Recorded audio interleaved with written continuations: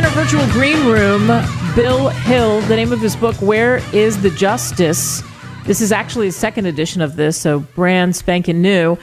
This story, the updated version. Bill, thanks for joining us. And wow, tell us about Where is the Justice? What was the motivation to writing this? Well, I wanted to let people know some of the things the government and the banks could do to people. They done some terrible things to us, and we only tried to do the right things, and we got caught in a lot of problems with them. So tell people your story. What happened? I was born in 1935, and I grew up on a small farm in northern Vermont.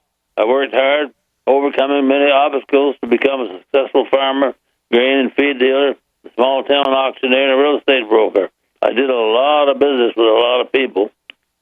My wife was ancestry. She was American Indian, was born on the first day of spring, 1941, a terrible snowstorm.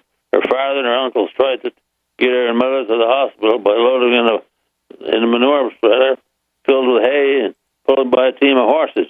The weather was so bad the horses couldn't make it to the hospital, so she was born at the doctor's house where he kept her on the oven door in a shoebox. And she grew up very poor. When by the time she turned old enough to go to school, her mother became very ill. She didn't get to go to school. She did stay with a few families for different times. Then the state came in, and they wanted to take her and put her in some kind of a home. And she didn't want to go, so her father took her to New Hampshire. But they got a home, lived in a sawmill. They lived in an old shed, no water, no heat, no lights, no plumbing. And so she looked out for her younger brothers. The father worked in the sawmill. And when she got a little older, she worked scrubbing floors. She was a worker. She was always a very hard-working woman. And so when she got a little older, she finally ran into a guy, and she got to know him quite a bit, and they decided to get married. She was about 19 at the time, I think. And so and then she had 3 sons with him in the next 2 years. And then he walked off and left her. So she was all alone for a while. And then he walked off and left her, and another man came along and took up with her, and she finally married him. They had 2 more kids, so she had 5 children. And he turned out to be an alcoholic, so she didn't want much to do with him. So finally, I guess she divorced him, and she was living by herself. And that's where I ran into her. She came to one of my houses. She got a job working for the extension service, helping people, but she never told them she couldn't read or write. But they hired her, and she turned out to be the best of the 14 she hired, and she got a lot of praise for what she did. But she did learn to read and write in a hurry. So anyway, she did a good job. She got one of the best rewards for doing the best job anybody they'd ever had. But she was a hard worker, and she took everything at heart. She's done a good job. And in the meantime, I was in the Army. I got out of the Army, and I made up my mind I was going to have to do something to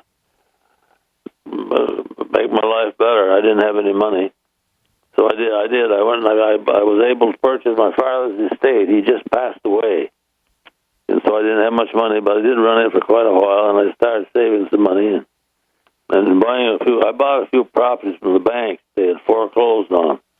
And they were good to me.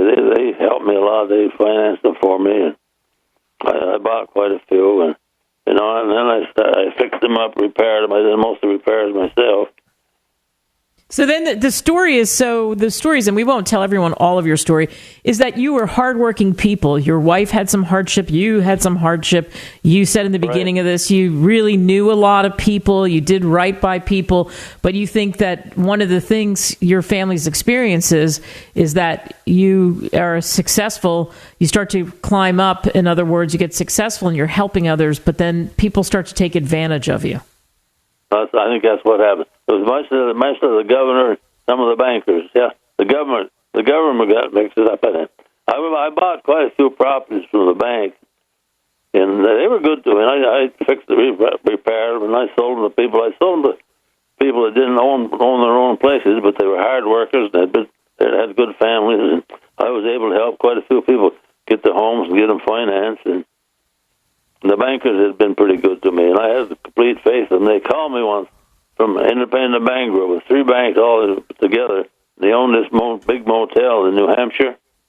They wanted to sell them, and I really wasn't interested. But they talked me into buying, and they said that it was paying good, and they had a big apartment. It was appraised over $2 million, I guess, and I didn't really want to buy it. They finally talked me into it. It would soon pay for its own self, and after I got it a little while, I found out they hadn't told me the truth, and I was in a big mess. Well, pretty soon, one day, three men came to my house.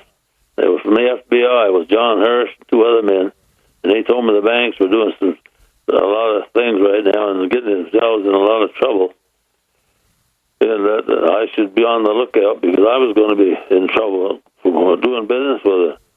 They stayed a while, and they made it sound like they were going to help me straighten out this mess with this big motel. And so when they left me their card and everything, but don't tell anybody we've been here, and if you need us, call us. And so I didn't hear any more from them. It went on several months, and I had an account in one of their banks. It came up missing. The bankers knew it was missing, but they couldn't tell what happened. They said there was a lot of strange things going on in the bank, and none of them wanted to say anything or get involved. So I called John Hurst, and he was down in Rutland. He wanted me to come right down. So I went down. We visited a while, and then he says to me, "You got to get a lawyer." I said, "I got 2 lawyers already." He said, "You can't use your lawyers. You got to use one that I approve of." Wow. So let me stop you there because we don't want to tell everyone the whole story. You want them to read your book, Where is the Justice? What do you hope people take away from reading your book?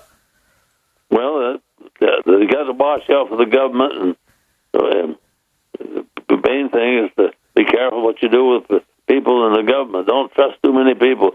Don't trust the government. Don't trust the government.